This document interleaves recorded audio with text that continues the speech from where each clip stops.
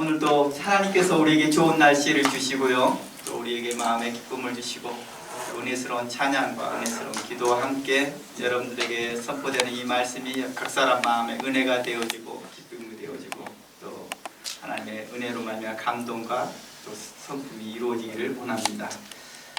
오늘은 두아디라 교회 5번째 시간을 가지려고 합니다. 오늘은요, 건강한 교회를 추구하는 그 목회에 관련되어져서요, 영지주의의 거짓된 성경 해석에 관련돼서 오늘은 나눠보려고 합니다. 우리가 어떻게 구분을 해야 될지를 알고자 하는 것입니다.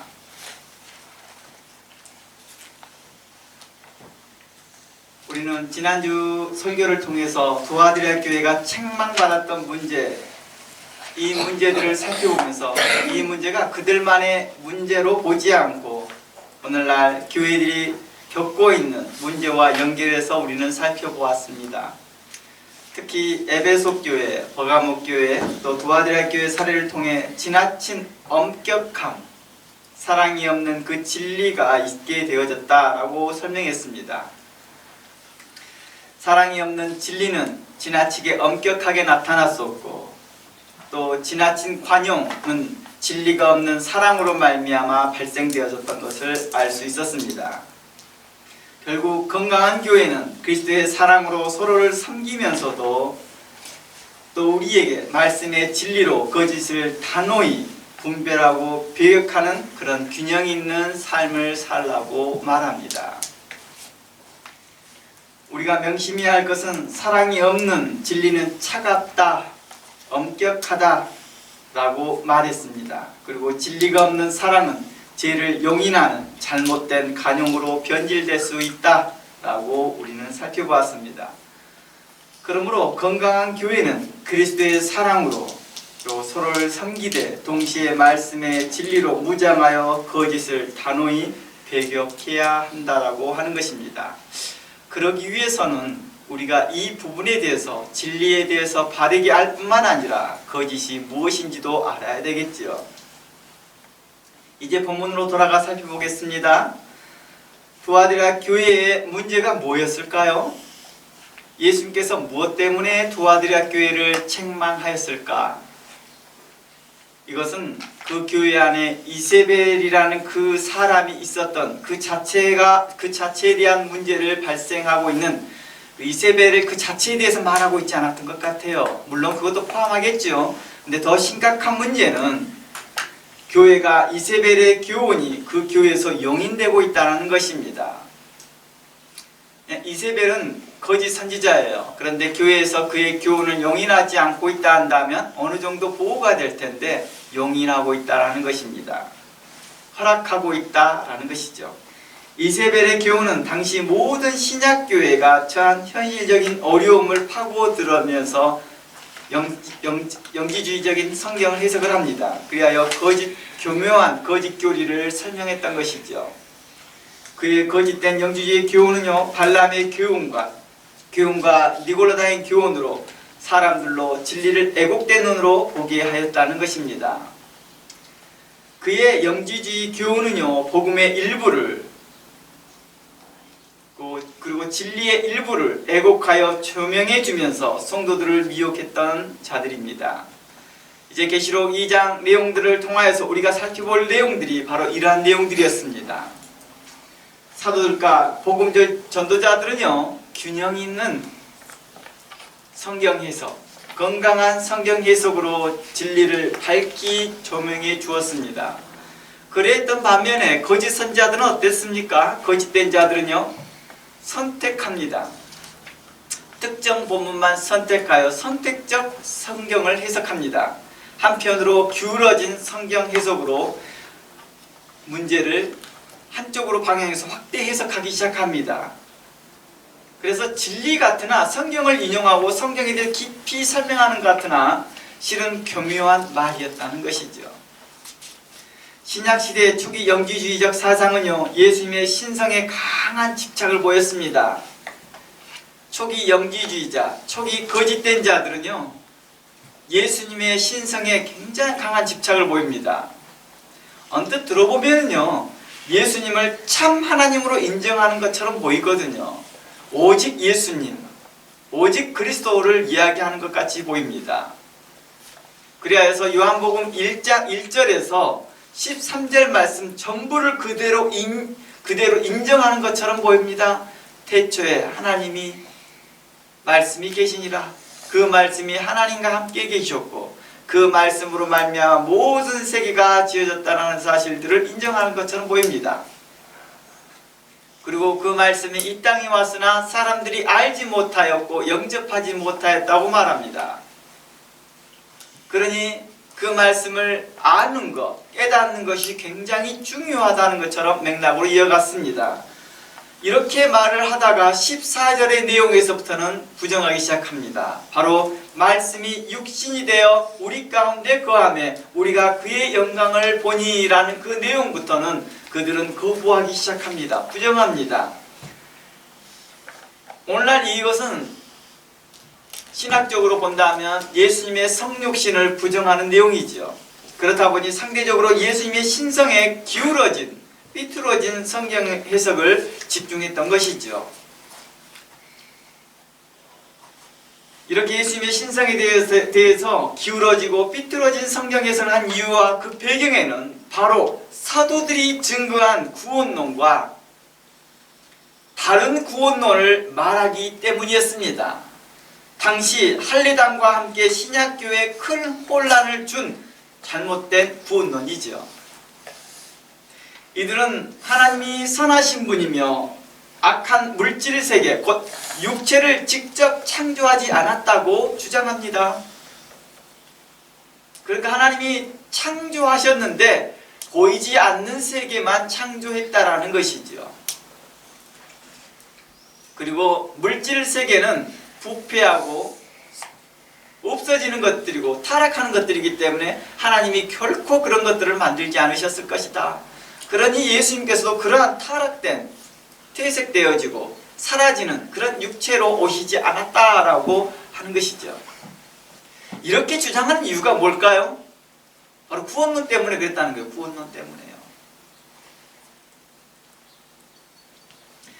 예수님께서 이 땅에 오시는 것도 오직 영혼만 구원하러 오셨다는 것입니다. 그리고 이 땅에 오신 것도 다른 사람의 육체를 잠시 빌려서 오신 것이다 라고 한 겁니다. 그래서 예수님의 탄생부터 시작해서 부활까지 믿지 않습니다. 죽지 않았으니 어떻게 부활이 있겠냐는 것이고 탄생이 없는데 어떻게 성장이 있겠냐는 것입니다. 따라서 그들은 이렇게 말합니다. 한번 깨달아 얻는 구원은 오직 영혼뿐이고 육체는 땅에 썩어 없어졌기 때문에 육체의 태도와 육체의 그런 어떠한 행위를 갖든지 구원 없는 영혼에는 전혀 영향을 주지 않는다는 것입니다. 그러니까 어떤 육체로 어떤 태도로 살든지 어떤 모습으로 살든지 한번 구원 얻는 영혼은 한번 깨달은 그 영혼은 결코 구원에서 제외되지 않는다라고 하는 것입니다. 이 때문에 성도로서 우상의 제물을 먹거나 윤리적으로나 도덕적으로 문제적인 삶을 살더라도 구원에는 안전하다라고 주장했던 것이죠. 이게 바로 당시에 신약교회가 겪고 있는 어려움, 콜레기움에 가입할 거냐 말 거냐에 대한 어려움 속에서 대안책이 되었던 것이죠. 그러니까 꽤나 많은 사람들이 이세벨의 교훈을 따라갑니다. 그리고 그와 함께 콜레기움에 참여하고 나면 참여하는 그 조건이 어떤 거라겠어요? 우상에게 절을 하고 제물에 먹는 것이었고 또 그에 함께하는 신의 은총을 얻게 하는 신일합일의 그런 광경을 봐야 되는 것입니다. 그런 광경들을 보면서 어떤 거예요? 그들의 마음속에 잘못된 생각들, 가치관들이 형성이 되는 것이죠. 그리고 자신들도 그런 신일합일하는데 함께 동참하기도 하더라는 것입니다. 이런 것들이 오늘날 이단들의 특징 속에서 많이 나타나고 있다는 것입니다. 그래서 그들에게 있어서 성화는 어떤 개념으로 이해되느냐? 성화는 신일합일에 대한 한 맥락으로 이해합니다. 그래서 성도의 삶은 세속적인 삶이라고 절하평가하면서 신과 함께 하나 되는 것을 성화라고 설명되어졌던 것이죠. 그러니까 성도로서의 합당한 삶, 성도로서 거룩해진 삶을 성화하지 아니하고 신과 하나 되는 것을 성화라고 표현했다는 것이죠. 그래서 그들은 성도의 합당한 삶을 어떻게 평가해요? 세속적인 삶, 도덕적인 삶이라고 전화평가했던 것이죠.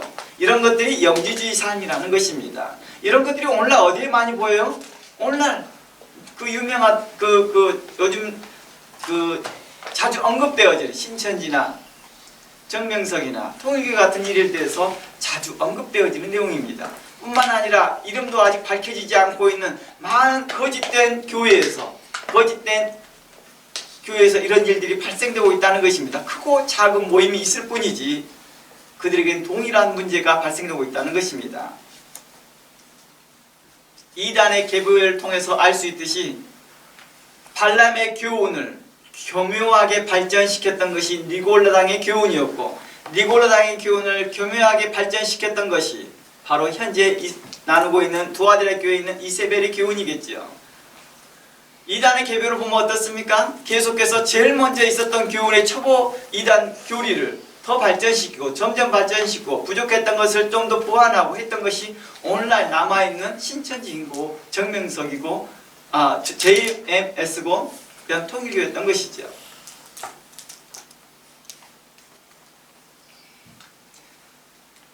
이제 그들의 주장 하나하나를 반박해 보려고 합니다. 그러나 이 모든 걸 다룰 수 없으니 핵심적인 내용 한두 개만 다뤄보겠습니다. 오늘 두아디라 교회의 중심되어진 내용입니다.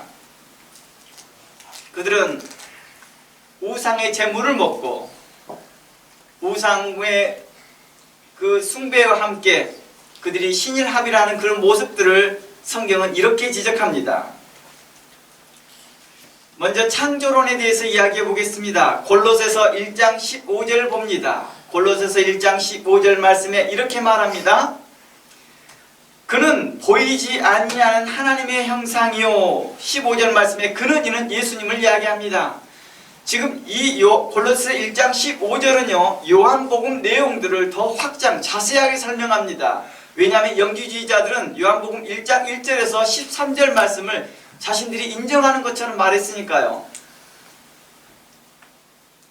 그러나 골로새는 좀 더 자세하게 설명합니다. 15절 그는 보이지 아니한 하나님의 형상이요 모든 창조물보다 먼저 나신 자니. 이 내용까지는 요한복음과 동일한 내용입니다. 만물이 그에게 창조되되 하늘과 땅에서 보이는 것들과 보이지 않는 것들과 혹은 보좌들이나 주관자들이나 정사들이나 권세들이나 만물이 다 그로 말미암아 그를 위하여 창조되었다라고 나와 있습니다. 요한복음의 말씀을 주석해 준 것입니다. 이것이요. 요한복음 말씀을요. 요한복음에서는 모든 만물이 그로 말미암아 되었다라고 했습니다. 모든 만물이라고 했던 만물을 어떻게 영지주의자는 해석했다고요? 보이지 않는 세계만 창조했다라고 했던 것이죠. 그러니 이러한 잘못된 해석을 다시 주석해 줍니다. 사도 요한의 말의 의도는 그것이 아니지요. 보이는 세계와 보이지 않는 세계, 심지어 보호자들이나 주관자나 정사들이나 권세들이나 만물이 다 그로 말미암아 그를 위하여 창조되었다라고 설명합니다.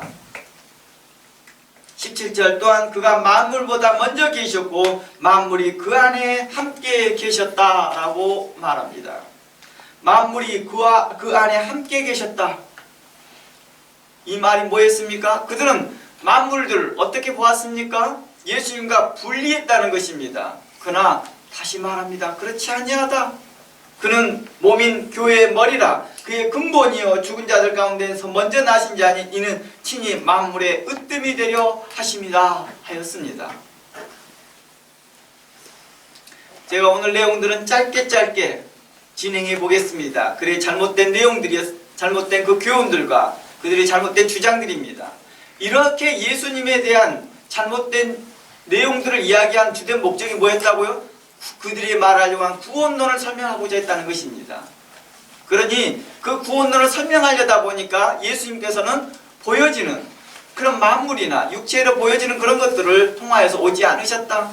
부패한 것들에 오지 않았을 것이다. 하나님은 그러한 세계를 창조하지 않았을 것이다 라고 하는 이제 억지 주장까지 이어갔던 것이죠. 그리고 그들의 구원에 있어서 그 결정체가 신일합일이라고 말했던 것입니다. 심지어 오늘날에 말하는 그 성화의 그 개념까지도 그들은 신일합일로 연결했던 것이죠. 성도의 합당한 삶에 대해서 말하는 것이 아니라 신이 되어지는 것을 말하고 있다는 것입니다. 그래서 성경에서 말하는 유일한 신일합일은 무엇일까요? 성경에서 신일합일이라고 말했던 그 교리는 유일하게 적용될 사람은요, 예수 그리스도밖에 없습니다. 예수 그리스도만에게 오직 신과 인간의 하나된 모습이 보여지는 것이죠. 그래서 예수님을 향하여서 신학적으로 오늘날 신학은 이렇게 말합니다. 예수님은 100% 인간이시다. 또한 예수님은 100% 하나님이시다 라고 말합니다. 이 두 관계의 신비를 설명할 수 없는 것입니다. 그래서 신비라고 했던 것이죠. 예수님은 완전한 하나님이시며 동시에 완전한 인성을 가지고 있다는 것입니다. 이 두 본성이 분리되지도 않았습니다. 그렇다고 해서 혼합되어 있지도 않았습니다. 한 인격 안에서 온전히 존재하더라는 것입니다. 이는 오직 하나님의 아들이신 예수 그리스도에게만 해당되는 내용입니다. 해당되는 그런 신비라고 오늘날 신학은 설명합니다. 성경은 이 진리를 통해 예수 그리스도가 우리의 유일한 구원자임을 증언하는 것이죠. 그런데 이단들은 뭐합니까? 자신들이 신일합일된 자라고 말합니다. 그래서 여기저기에서 자신들이 구원자라고 하는 것이죠. 자신들이 그래서 구원자라고 하는 것입니다. 현대 이단들은 이 신일합일의 그 교리를 애곡하여 교주들을 신격화하기 시작합니다. 그리하여 성도들을 미혹하잖아요. 이들은 주로 다음과 같은 방식으로 성경을 오용합니다. 하나님의 자녀됨에 대한 성경 해석을 합니다. 대부분 이렇게 하죠. 요한복음 1장 12절입니다. 요한복음 1장 12절 말씀에 영접하는 자, 그 누구를요? 예수 그리스도를 영접하는 자. 이들은 어떻게 하느냐? 예수님을 영접했다 이 말을 예수님을 깨달아 알았다라고도 이해합니다. 그랬을 때 하나님의 자녀가 되어진다라고 말합니다. 하늘로부터 난 자녀. 그러니까 하나님의 자녀가 됐으니까 하나님 아니겠느냐라는 맥락으로 연결되는 것이죠. 그러므로 우리가 하나님이 되는 것이다 라고 애곡합니다. 이는 창조자와 피조물의 근본적인 차이를 무시하고 있는 말이겠죠.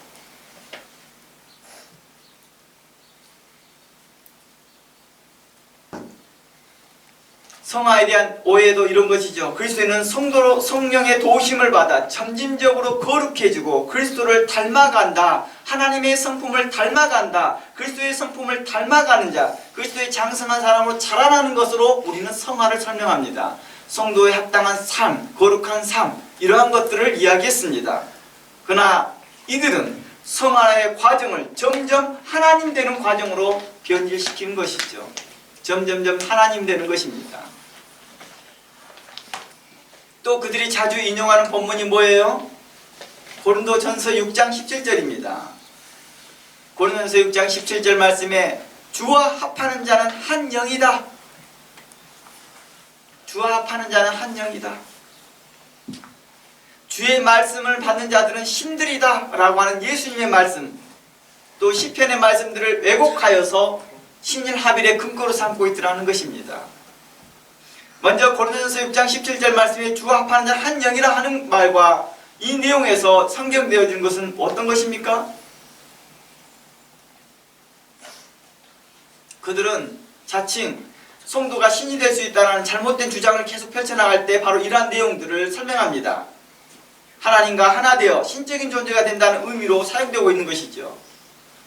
그러나 문맥을 자세히 보면 이렇게 설명하고 있습니다. 고린도전서 6장은요, 바로 발람의 교훈과 니골라당의 교훈과 이세벨의 교훈을 따라서 교훈하였던 그 교훈을 따라서 행했던 사람들과 그 교리에 대해 직접적으로 반박하고자 하기 위해서 고린도전서 6장을 쓰고 있는 것입니다. 사도 바울은요.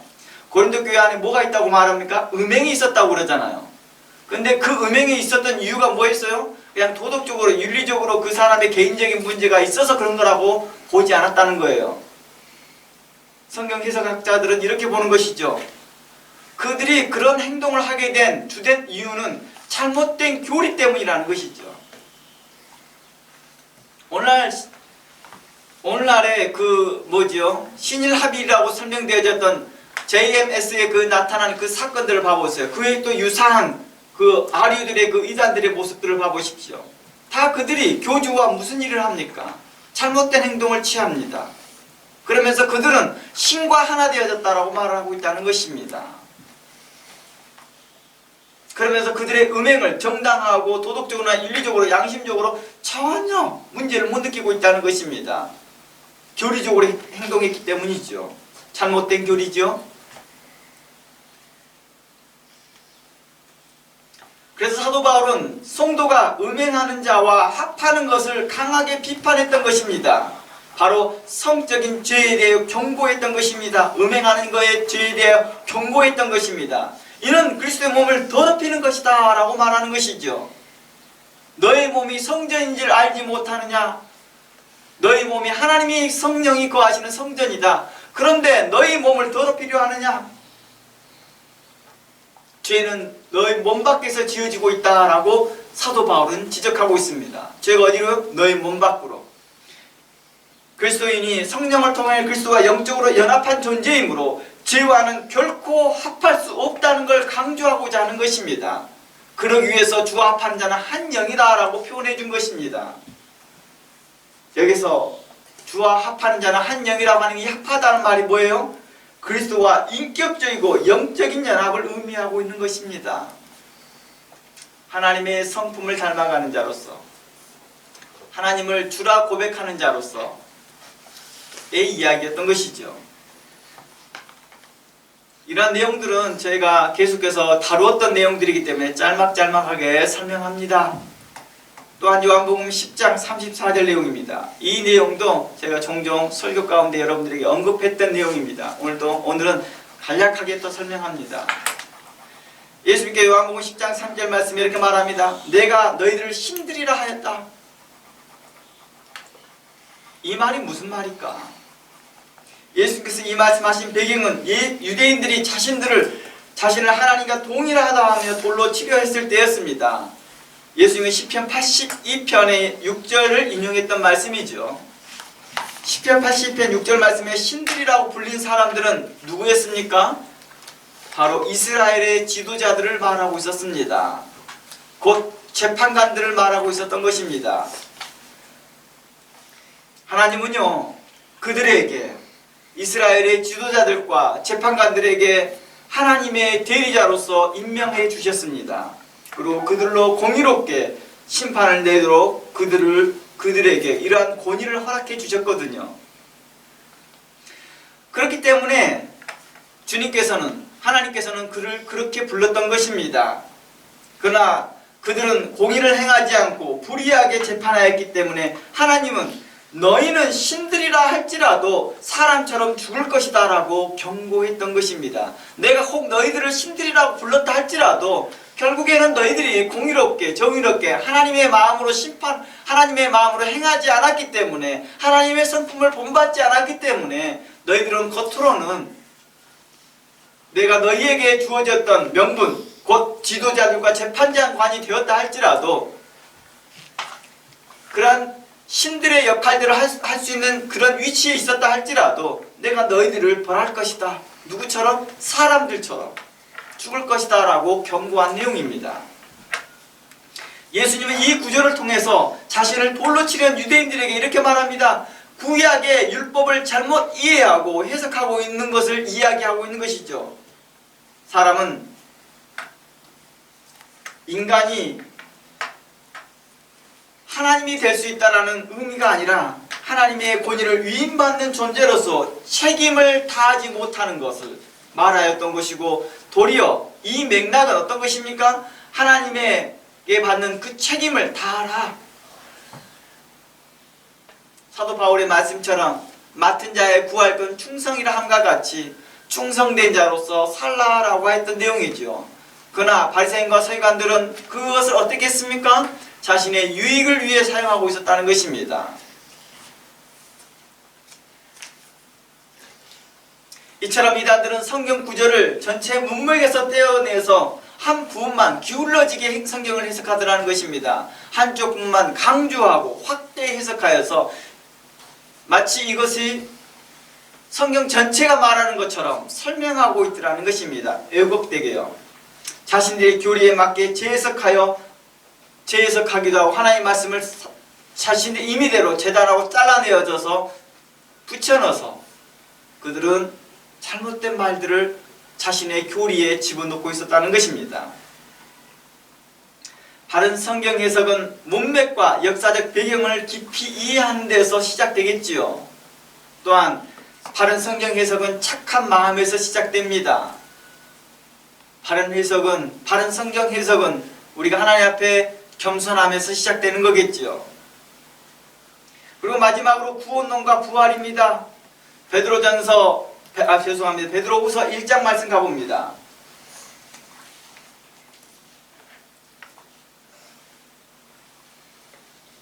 베드로후서 1장 1절 말씀에 가보면 이렇게 나옵니다.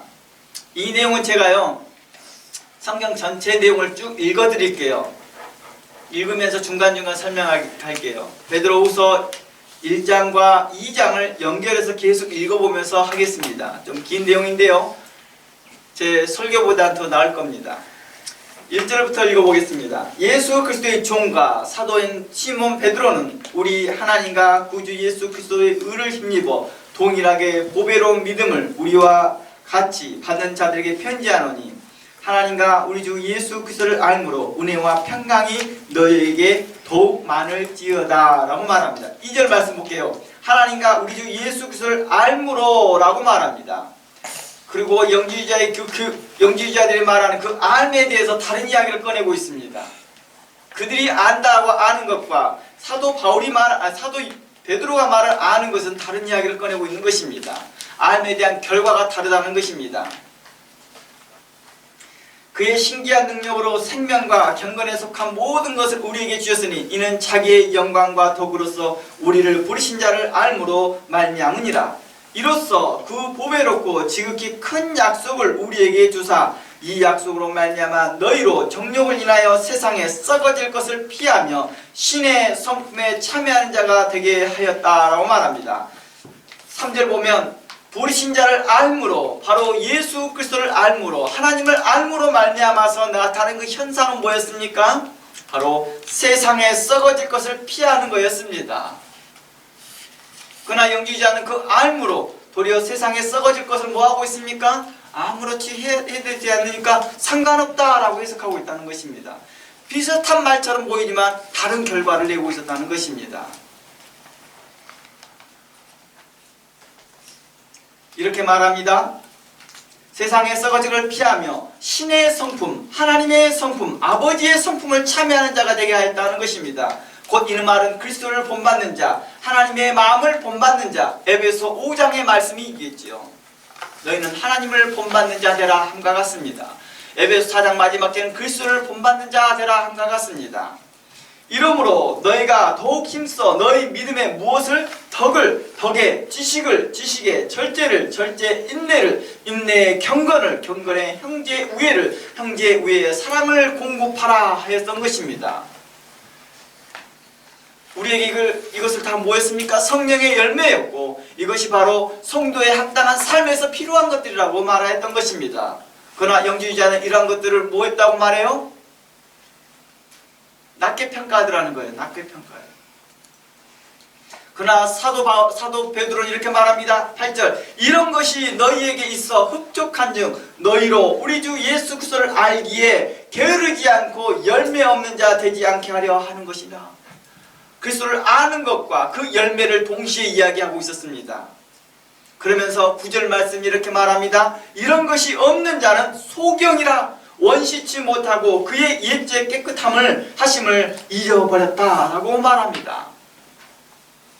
이런 것이 없는 자, 성령의 열매가 없는 자, 성도의 합당한 삶을 무시하는 자들, 이런 자들은 소경과 같은 자라고 말했던 것입니다. 자신이 받은 그 구원만 자랑하고 자신이 신일합의된 것만 자랑했던 자들에 대하여서 너희들은 도리어 소경된 자들이다. 그래서 성경은 이렇게 말합니다. 소경이 소경을 인도하는 자들이다. 그런 자들을 경계하고 주의하고 조심하라고 우리에게 말했던 것입니다. 그러므로 10절, 그러므로 형제들아 더욱 힘써 너희 부르심과 택하심을 굳게 하라. 너희가 이것을 행한즉, 이것이라는 걸 뭐였습니까? 성도에 합당한 삶이었습니다. 앞 좀 전에 말하였던 설명이죠. 믿음의 덕의 인내를, 형제의 우애를, 사랑을 공급하라 하는 이러한 것들을 행하라 하는 것입니다.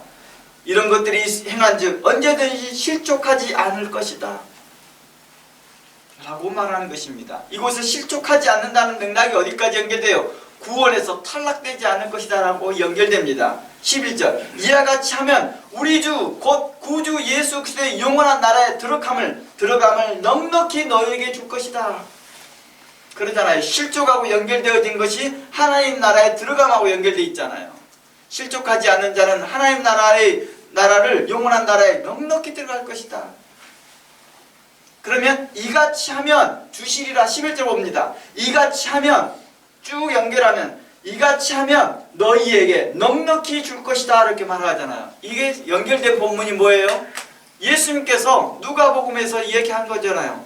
한 율법사가 와서 영생이 무엇입니까? 할 때 예수님께서 이렇게 말합니다. 그리고 그거에 대해서 마음을 다하고 성품을 다하여 내 이웃을 사랑하라. 거기서 연결되어진 비유가 뭐였습니까?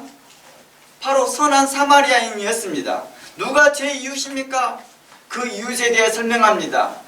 그리고 예수님은 질문합니다. 율법사에게 누가 이 사람에게 이웃이겠느냐? 누가 이 사람에게 참된 이웃이겠느냐라고 물어볼 때 율법사는 대답합니다. 자비를 베푸는 자입니다. 주님께서 이때 마지막에 하신 말씀이 뭡니까? 너도 이같이 행하라. 그러면 살리라. 같은 맥락입니다. 베드로가 했던 말과 예수님이 했던 말 같은 맥락이지요. 이렇게 행하면 너희가 살 것이다. 사도 베드로는 이렇게 한다면 하나님께서 넉넉히 줄 것이다. 들어감이 넉넉함이 너희에게 줄 것이다 라고 말하는 것입니다. 그러나 거짓 선지자는 어떻게 했습니까? 그러지 않더라는 것입니다. 성도에 합당한 상을 버리게 하고 그것을 무가치하게 생각하고 가치 없는 것처럼 생각하고 이것을 마치 세속적인 것처럼 이야기하고 있더라는 것입니다. 그리고 이것을 잘못 해석한 사람, 율법주의적인 것이라고 해석하고 있더라는 것입니다. 성도의 합당한 삶을 이야기하는 것이지 어떻게 구원받을까에 대해서는 이야기하는 것이 아니었습니다. 베드로후서 2장 1절 말씀 가봅니다. 연결해서요. 베드로후서 2장 1절 말씀에 그러나라는 말은 뭡니까? 반전이 일어나고 있다는 것입니다. 민간에 거짓 선지자들이 일어나서 그렇게 하는 것들을 방해하고 있더라는 것입니다. 성도의 합당한 삶을 방해하고 있더라는 것입니다.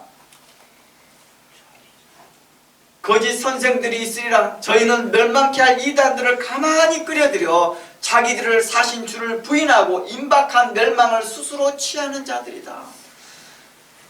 스스로 멸망을 취하는 자들은 어떤 것입니까? 성도의 합당한 삶을 버리는 자들이요, 신학에서 말하는 성화의 삶을 버려버린 자들이겠지요.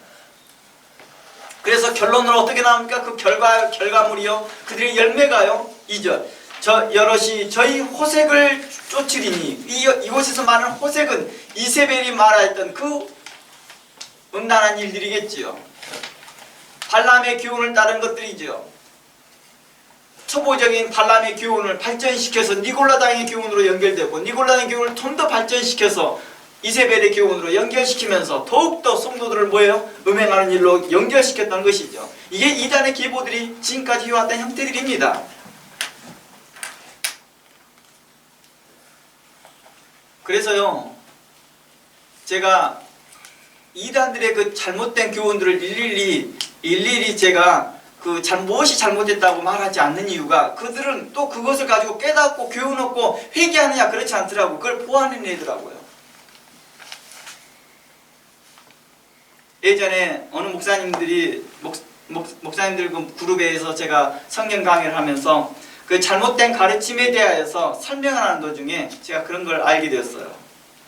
이렇게 계속 한 가지 두 가지 뭐가 잘못됐다는 걸 생각을 구체적으로 설명해 주니까 이게 나중에는 잘못된 교훈을 가르치는 자가 뭘 해요? 이것을 또다시 다른 말로 바꿔나가더라는 거예요. 말 바꾸게 하더라는 거예요. 자신의 본질을 바꾸지 않더라는 거예요. 거짓된을 버리지는 않더라는, 회개하지 않더라는 거예요. 그래서 제가 스톱하고 복음이 무엇인지에 대해서만 설명하게 된 것이죠. 무엇이 참 진리냐, 무엇이 참된 복음이냐에 대해서 집중해서 설명하게 된 것이죠. 무엇이 참된 복음인 것에 대해서 그에 대해 믿고 따르고 그에 회개하고 그것에 달려오는 자들에게는 살 것이며, 아무리 이것이 잘못되었고 이것이 잘못된 것이 왜 잘못된 논리적으로 설명하더라도 이 사람들은 마음이 깨끗하지 않는 자들은요 어떻게 해요? 계속해서 이것을 다른 용도로 사용하더라는 것입니다. 마지막 때 어떤 일이 발생된다고 해요? 멸망케 할 이단들을 가만히 끌어들여 자신의 자신주를 부인하고 임박한 멸망을 스스로 자초하더라는 것입니다. 여럿이 자신의 호색을 쫓는 것이라 이로 인하여 진리의 도가 해방받을 것이다. 저희가 탐심을 인하여 지은 말을 가지고 너희로 이익을 삼고 있다. 이를 삼고 있다는 것은 유익을 삼고 있다는 것입니다. 저희의 심판은 예적부터 지체하지 아니하였다. 이 말이 뭔 말이에요? 예적부터 지체하지 않았다는 것은 그들의 이단의 계보가 있었다는 걸 이야기하잖아요. 계속해서 점진적으로 이어져 왔다는 것입니다. 저희의 멸망은 차지 않았다는 것입니다. 하나님께서 눈 감고 있지 않았다는 것입니다. 이 말이 무슨 말이었어요?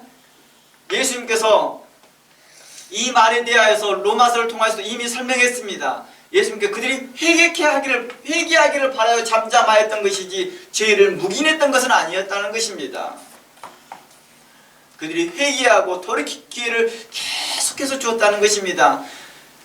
두아디라 교회를 우리가 살펴보아서 알 수 있지만 바로 그러한 자, 곧 이세벨에게도 회개할 기회를 주었습니다.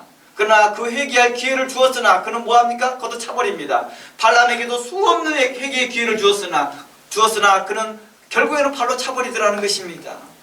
결국에는 자신의 이익을 위해서, 자신의 유익을 위해서 진리를 저버리고 오직 하나님을, 진리를 자신의 유익하는 데만 사용하더라는 것입니다. 이익을 얻는 도구로만 사용하더라는 것입니다. 이러한 자들을 하나님께서는 심판을 지체하지 않을 것이다 라고 했던 것입니다.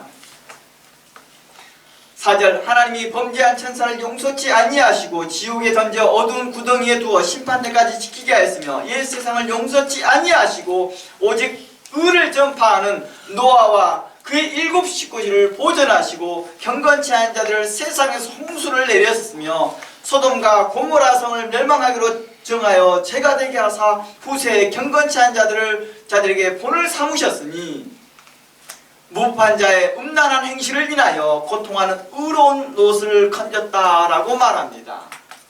당시에 노아의 때는 어땠습니까? 의를 전파하는 자가 그리 많지 않았다는 것입니다. 노아와 그의 7 식구들 외에는 의를 전파하는 자들이 없다는 것입니다. 당시에 얼마나 많은 그룹들이 있었겠습니까? 그들이 열심을 모아서 우리가 흩어짐을 면하자, 이제 부흥하자라고 하였을 때 하나님은 그들을 멸망케 하였다는 것입니다. 그들은 의롭지 못하였고 선하지 못하였고 그들의 마음이 뭐였습니까? 우리가 하나님처럼 되자, 우리 신처럼 되자 라고 했던 자들에게 대하여 하나님께서는 그 마음의 거만함과 교만함과 악함을 보시고 그들을 심판하였다는 것입니다. 그들이 뭐라고 말합니까? 성경이 이렇게 말합니다. 그들이 마태복음서와 누가복음서의 내용에서는 예수님께서 말합니다. 예수님께서 임하실 때 노아의 홍수 때처럼 임하실 것이다. 그들이 홍수로 인해서 죽기까지 그들이 깨닫지 못하였다라고 말합니다. 물이 코까지 차고 올라왔어도 그들이 왜 죽는 이유를 모릅니다.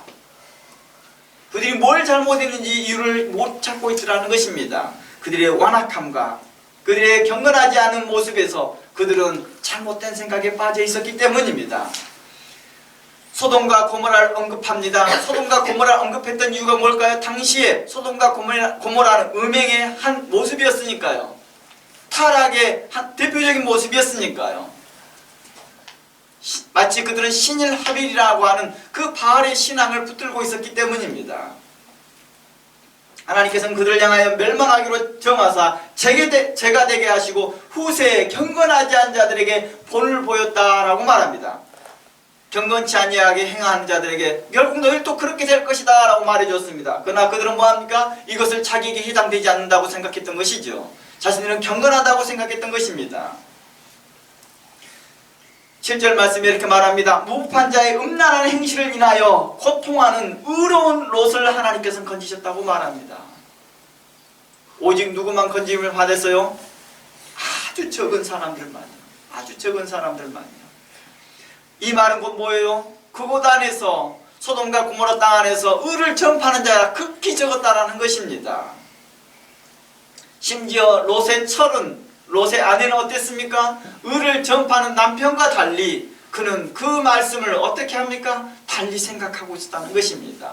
세상 풍속을 쫓았고 그에 따르는 다른 교훈을 쫓아오고 있었다는 것입니다. 마치 그는 이세벨의 교훈을 쫓고 있었던 것이죠. 두 아들의 교회 한 교회 안에 있으면서 그는 다른 것을 취하고 있었던 것입니다.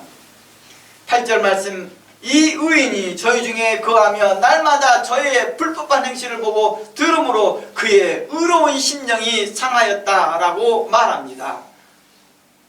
롯의 그 마음이, 삶이 어땠을까요? 와, 나는 하나님과 함께 있으니 기뻤다 이렇게 하고 살았을까요? 아니었다고 말합니다. 괴로웠다고 말합니다. 고통스러웠다고 말합니다. 그 의로운 심령이 상했다라고 말합니다. 그러나 주께서는 건지셨습니다. 그리고 보상하셨습니다. 9절, 경건한 자는 시험에서 건지시고 불의한 자는 형벌 아래 두게 하여 심판날까지 지키셨다고 말합니다.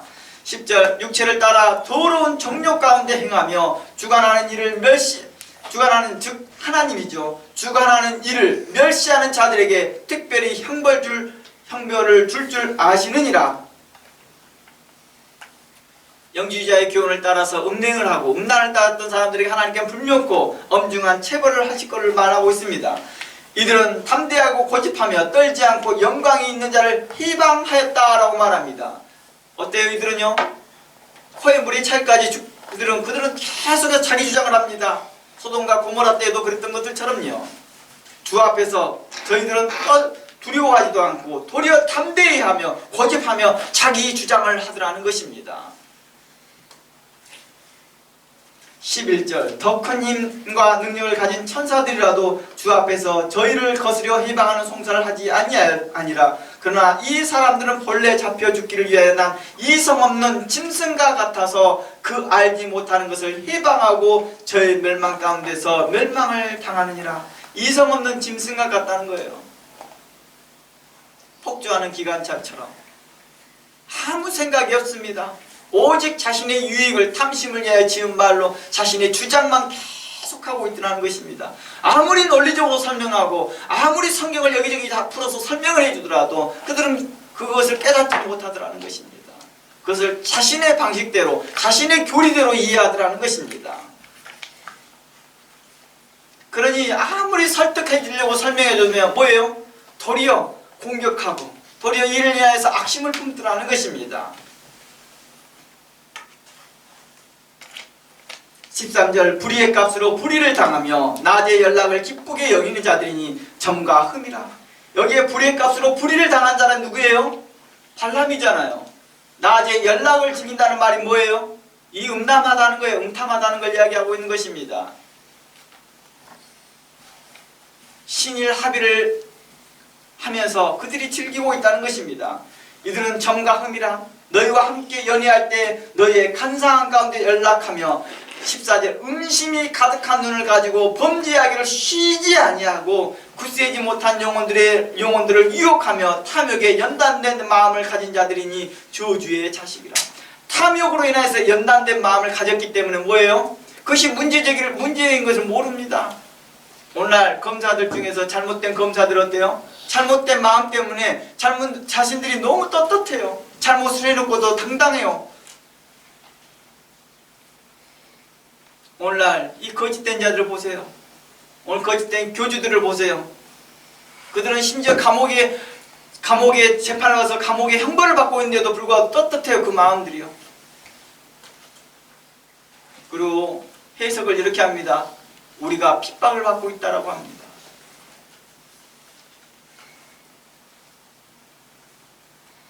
15절, 저희가 바른 길을 떠나 미혹하여 부올의 아들 발람의 길을 쫓는도다. 여기서 이제 드러나잖아요. 발람의 길을 쫓는다. 결국에는 발람의 교훈이 발전하고 있었던 것이죠.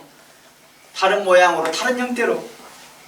그는 불의의 싹을 사랑하다가 자기의 불법을 인하여 책망을 받되 말 못하는 나귀가 사람의 소리를 인하여 말하여 이 선지자의 미친 것을 금지하였느니라. 이러한 사람들은 물 없는 샘이래요.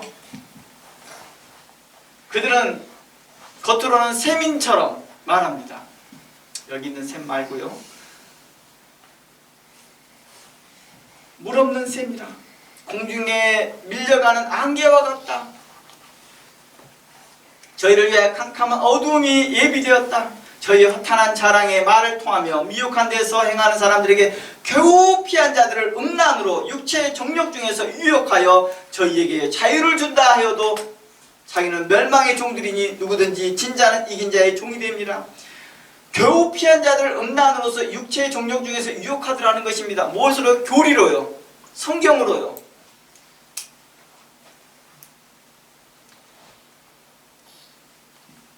할례당을 피하여 겨우 피해왔더니 영지주의자들이 뭐래요? 이걸 가져다가 또 다른 일을 하고 있더라는 거예요. 20절, 만일 저희가 우리 주 예수 그리스도를 알므로써 세상의 도로움을 피한 후에 다시 구중에 얽매이고 지면 나중 형편이 처음보다 더 심해지리라. 영지주의자들 보세요. 자신들이 알다고 하였고 처음에는 어땠습니까? 하나님 앞에 의롭게 사는 것처럼 보이지만 결과가 어떻게 나타나요? 그렇게 나타나지 않더라는 거예요. 그러니 나중 형편이 처음보다 더 심하더라. 의의 도를 안 후에 받은 거룩한 명령을 저버리는 것보다 알지 못하는 것이 도리어 저에게 나으리라. 참 속담에 이르기를 개가 그 토하였던 것에 돌아가고 돼지가 씻었다가 더러운 구덩이에 도로 두었다 하는 말이 저희에게 응하였다 함과 같이 성경은 이야기하고 있었습니다. 이제 부활에 대해서 이야기해보고 마무리해보고자 합니다. 부활과 구원은 연결되어 있습니다. 사도행전 17장, 이것도 마찬가지 긴 성경을 읽어나가겠습니다. 사도행전 17장 18절입니다.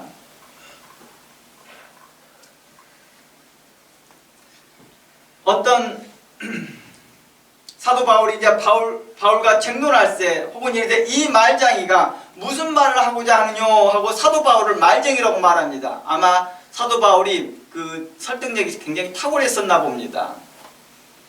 혹은 이런데 이방신들을 전하는 사람인가 하다 보니 이는 바울이 예수와 또 몸의 부활을 전함이니라 라고 말합니다. 뭘 전했다고 말해요? 사도 바울은요, 예수와 몸의 부활을 전했다고 말합니다. 그런데 영지주의자들은 뭐예요? 몸의 부활을 믿어요, 안 믿어요? 안 믿죠. 몸이 뭐 한다고요? 다 사그라 없어진다라고 말합니다. 몸은 별로 중요하지 않아. 그러니까 몸으로 행하는 것은 아무런 죄가 되지 않는다라고 말했으나 사도 바울은 말합니다. 몸의 부활을 말했습니다. 사도행전 4장 2절 말씀에도 바로 예수 그리스도 안에 죽은 자의 부활이 있다고 백성들을 가르침을 싫어했다라고 말합니다. 그러면서 고린도서 15장 가봅니다. 이제 여기서부터 본격적으로 길게 읽어보겠습니다. 고린도서 15장 12절입니다. 그리스도께서 죽은 자 가운데 다시 살아나셨다 전파하였거늘 너희 중에 어떤 이들은 어찌하여 죽은 자 가운데서 부활이 없다 하느냐. 어떤 자들이 누구예요? 바로 그런 영지주의자들이죠. 영지주의자들은 그리스도의 부활을, 그리스도께서 오심 자체를 부정하니까요. 육체로 오심을 부인하니까요. 성육신을 부정하니까요. 그러니까 부활 자체가 없는 거지요. 그래서 그리스도의 부활이 없다 하느냐. 만일 죽은 자의 부활이 없으면 그리스도도 다시 살지 못하였을 것이다. 그리스도께서 만일 다시 살지 못하였다면 우리의 전파하는 것도 헛것이다 라고 말합니다. 즉 예수 그리스도의 부활이 어디에 연결되어 있는 것입니까? 바로 참된 진리의 복음과 연결되어 있었습니다. 우리가 증거하는 복음이 바로 이겁니다. 그런데 너희들은 어떻게 하는 영지주의자들은 몸에 하는 것은 아무런 죄가 되지 않는다라고 하고 있고, 이것은 윤리적인 것이고 도덕적인 것이니까 해도 되고 안 해도 되고 하나님 나라와 전혀 상관없어, 이렇게 가르치고 있었던 것입니다. 그러나 기독 윤리는 그렇게 가르치지 않고 있었습니다. 신학교마다 다 기독 윤리를 가르치거든요. 저도 기독 윤리를 배웠고요. 같은 책을 봤을 것입니다. 대부분. 그럼에도 불구하고도 오늘날 거짓된 자들은 그것을 거부하고 있더라는 것입니다. 거룩한 성화, 하나님께 가지는 그 성화의 삶을 거부하고 있는 것입니다. 14절, 그리스도께서 만일 다시 살지 못하였다면 우리의 전파하는 것도 헛것이다. 우리가 전파하는 복음도 헛것이 될 것이요 또 너의 믿음도 헛것이 될 것이다. 또 우리가 하나님의 거짓 증언으로 발견되리니 우리가 하나님이 그리스도를 다시 살리셨고 증거하였음이니라. 만일 죽은 자가 다시 사는 것이 없으면 하나님이 그리스도를 다시 살리지 아니하였을 것이라. 만일 죽은 자가 다시 사는 것이 없다면 그리스도도 다시 사는 것이 없었을 것이다. 그리스도께서 다시 사시는 것이 없다면 너희의 믿음도 헛되고 너희가 여전히 어디 가운데? 죄 가운데 있었을 것이다 라고 말합니다. 부활에 대한 지식은 우리의 믿음과 구원의 기초가 되고 있었다는 것입니다. 또한 18절, 그리스도 안에서 잠자는 자도 망하였을 것이다. 그리스도 안에서 잠자는 자 누구입니까? 현재 죽었던 자들입니다. 그러니까 이곳에서 설명되어지고 있는 것은 어떤 설명입니까? 부활이 우리에게 있어서 뭘 의미하고 있었던 것입니까요? 즉 성경은 이렇게 말하고 있습니다. 영주의자의 그런 교훈들은 잘못된 것이고 하나님께서는 그들을 향하여서 심판하였던 것이죠. 그러나 이제 그리스도께서 죽은 자 가운데 다시 살아 잠자는 자들의 첫 열매가 되었다라고 말합니다. 데살로니가전서 5장 22절 계속해서 연결해서 봅니다. 데살로니가전서 5장 22절, 악의 모든 모양이라 버리라. 평강의 하나님이 친히 너희로 온전히 거룩하게 하시고 또 너희의 영과 혼과 몸이 우리 주 예수 강림하실 때까지 흠없게 보존되기를 원했다라고 말합니다. 사도 베드로는 뭘 말합니까? 우리의 영뿐만 아니라 혼과 몸도 하나님 앞에 온전히 보존되기를 말하고 있었다는 것입니다. 이 말은 뭘 의미할까요? 성도들의 전 인격이 그리스도의 날까지 거룩해지기를 원하고 있다는 것입니다. 이것은 우리에게 말할 3분설이냐 2분설이냐 이걸 말하는 게 아닙니다. 우리의 몸이 몸과 영혼으로 나뉘어졌냐 아니면 우리 몸이 영과 혼과 몸으로 나뉘어졌냐 이걸 말하려는 건 아닙니다. 오늘날 대부분의 이제 신학자들은 2분설을 이야기합니다. 몸과 영혼 이렇게 구분합니다. 근데 몇몇 이제 사람들은 몸, 혼, 영 이렇게 3분설로 구분하는 사람도 있으나 요즘은 3분설이 많이 이렇게 받아들이지는 않고 있습니다만은 여하튼 3분설이든 2분설이든 중요한 것은 이곳에 전 인격을 이야기하고 있다는 것입니다. 성도들의 전 인격이 그리스도의 날까지 거룩해지기를 원하고 있다는 것입니다. 영주제의 교훈과 전혀 다른 이야기를 하고 있다는 것입니다. 그러나 영주자들은 우상의 제물을 먹는 문제를 기독교적 윤리 차원에서 이해하는 것이 아니라 참 진리를 깨닫지 못한 차원이라고 생각하고 있는 것입니다. 그러니까 영주의자들은 참 진리를 깨닫지 못했기 때문에 우상의 제물을 먹는 것에 꺼리게 하는 거야. 너희 수준이 낮아서 그래. 이렇게 생각하고 있었다는 것입니다. 그러나 이 문제는 성경은 이렇게 말합니다. 이건 기독 윤리 문제야. 성화의 문제야. 성도에 합당한 사람의 문제야. 너희 그렇게 하지 못하는 거 너희들은 죄를 짓고 있는 거야. 롯을 봐라. 롯의 때를 보아라. 노아 때를 보아라. 그들이 왜 멸망했느냐. 그들에게 왜 우리에게 이것을 본으로 삶았겠느냐라고 설명하고 있는 것입니다. 발람과 니골라당, 이세벨의 교훈은 표면적으로는 교인들에게 신앙과 생계라는 두 가지 문제를 동시에 해결해 주는 것처럼 보였을 것입니다. 그러나 그 결론은 하나님을 향한 순결한 사랑에서 멀어지게 하고 영적으로 간음을 저지르게 하는 사단의 계율이었다는 것입니다. 특히 예수님께서 하신 말씀이 있죠. 그들은 또 이런 말까지 정하거든요. 예수님께서 이렇게 말하잖아요. 입으로 드러나는 것이 들어가는 것이 사람을 더럽게 하는 것이 아니라 입에서 나오는 것이 사람을 더럽게 하는 것이다 라고 말한 말씀이 나옵니다. 그러면서 그들은 마음에서 나오는 죄악만 피하면 된다는 논리로 이끌어갑니다. 하지만 육체적인 행위는 영혼의 구원에 영향을 미치지 않고 있고, 그러니 육체적으로 행하는 모든 일들은 괜찮다. 봐라, 예수님도 말하지 않았느냐? 입으로 들어가는 것이 아무런 해를 미치지 않는다. 뭘 먹어도 괜찮아. 그러나 문제는 마음으로 나오는 게 중요하잖아. 이걸 가르치면서 그들이 하는 행동에 대해서 어떻게 생각합니까? 아무런 문제가 없는 것처럼 말하고 있었다는 것입니다. 그러나 예수님의 말씀은 이 맥락이죠. 이세벨이 주장한 것처럼 도덕적 방종을 허용하는 것이 아니었습니다. 예수님은 당시 바리새인들이 율법의 정신을 잃어버리고 손 씻는 것과 같은 외적인 정결에만 집착하는 것에 대하여 비판하고자 하는 것이죠.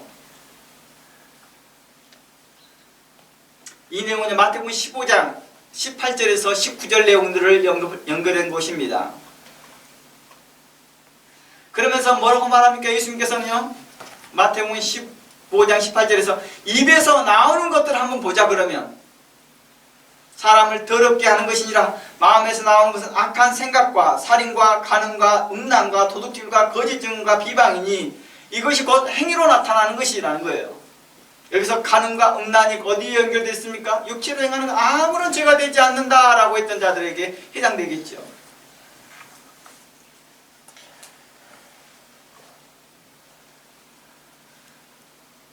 그러므로 사도 바울이 우상의 제물은 아무것도 아니다라고 말하는 것은 우상 자체가 아무런 힘이 없다라는 뜻이라는 것이죠. 우상 자체에 아무런 힘이 없다는 뜻이지, 우상에게 바쳐진 제물을 먹어도 된다라는 도덕적 허용을 의미한 것은 아니었다는 것입니다.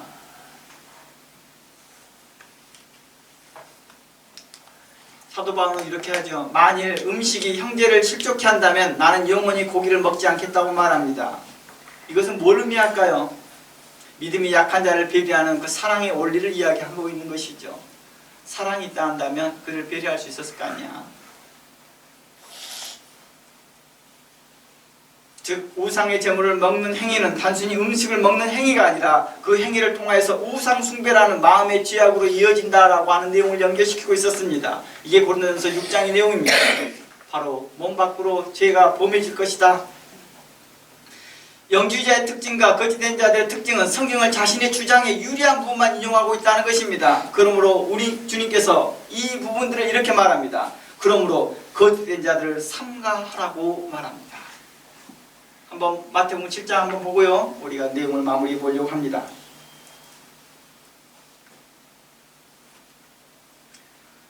(7장 15절입니다) 우리가 잘 아는 내용입니다. 거짓된 자들을 삼가하라고 말합니다. 거짓된 자들을 삼가하라.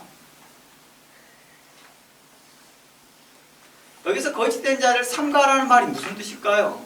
이 맥락이 뭘까요? 제가 계속 읽어보겠습니다. 15절부터 18절까지.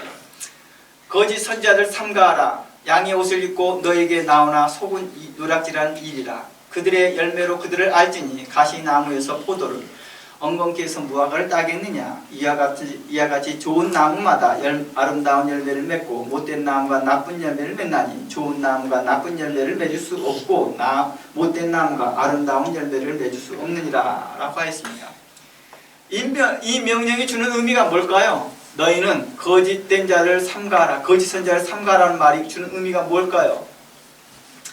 그러한 거짓된 자들을 우리가 분별할 수 있다는 것입니다. 너희는 세상의 빛이라 하는 말씀은 뭡니까? 너희가 우리 보고 세상의 빛으로 활동할 수 있다는 거잖아요. 이런 맥락에서 거짓된 자들을 분별할 수 있다는 것입니다. 누가 양의 옷을 입고 누가 누락질하는 일인지를 구분할 수 있다는 것입니다. 그러나 만일 열매를 보고 알지 못한다 하면 이는 자신의 탐욕과 어리석음이 자신의 눈을 가리고 있다는 것입니다. 그 결국의 책임은 미혹하고 속이는 자에게 뿐만 아니라 분별하지 못하고 속는 자들에게도 함께 포함되고 있더라는 것입니다. 우리에게 분명코 분별할 수 있는 기준점을 주었으나 그것들을 사용하지 않는 것은 뭐였을까요? 자신의 탐욕과 자신의 이기심 때문이겠지요. 마태복음 7장 13절에 그래서 이런 말씀이 있습니다. 좁은 문으로 들어가라. 멸망으로 인도하는 문은 크고 그 길이 넓어 그리로 들어가는 자가 많다라고 말합니다. 생명으로 인도하는 문은 좁고 협착하여 찾는 이가 적다라고 말합니다. 그래서 15절 말씀에 거짓 선자들을 삼가하라. 양의 옷을 입고 너희 속에 나오나 그 속은 노략질하는 일이라 하였습니다. 어떤 것이 좁은 문이고 어느 것이 넓은 문인지를 우리로 알 수 있는 기준점을 이미 허락해 주셨습니다. 그러니 우리에게 말하기를 우리에게 이렇게 말합니다. 너희는 좁은 문으로 들어가라라고 말하는 것입니다. 어디가 좁은 문이를 알고 있다는 것이죠. 너희가 알고 있으니 그쪽으로 가라고 말하는 것입니다. 주님께서 두아디라 교회를 책망하셨던 이유, 두아디라 교회가 책망받았던 이유가 바로 그들이 이러한 거짓된 자들을 분별하지 못했기 때문입니다. 만일 알고도 놔두고 순서와 계획에 따라서 그들을 치리하고 교훈하고 바르게 하려고 했다면 주님은 두아디라 교회를 책망하지 않았을 것입니다. 도리어 칭찬하셨겠지요. 그래 너희들이 사랑과 공의를 정말 잘 활용하고 있도다.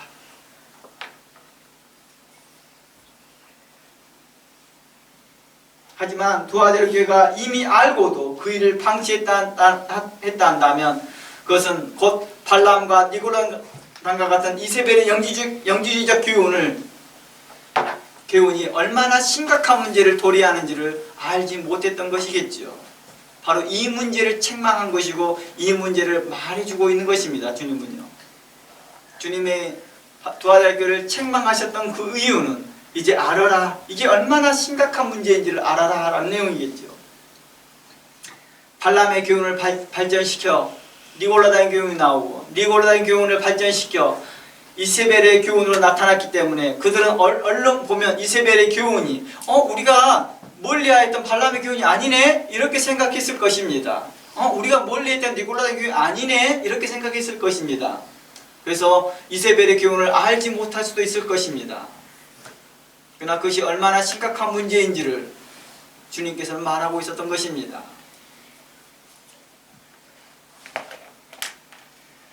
마치 적은 누룩이 온 덩이에 퍼지는 것들처럼 이러한 문제들을 허용해서는 안 된다는 것이죠. 이를 방치하게 된다면 온 교회가 병들어지고 온 교회 안에 말씀의 순수성과 거룩성이 훼손될 수 있다는 것입니다.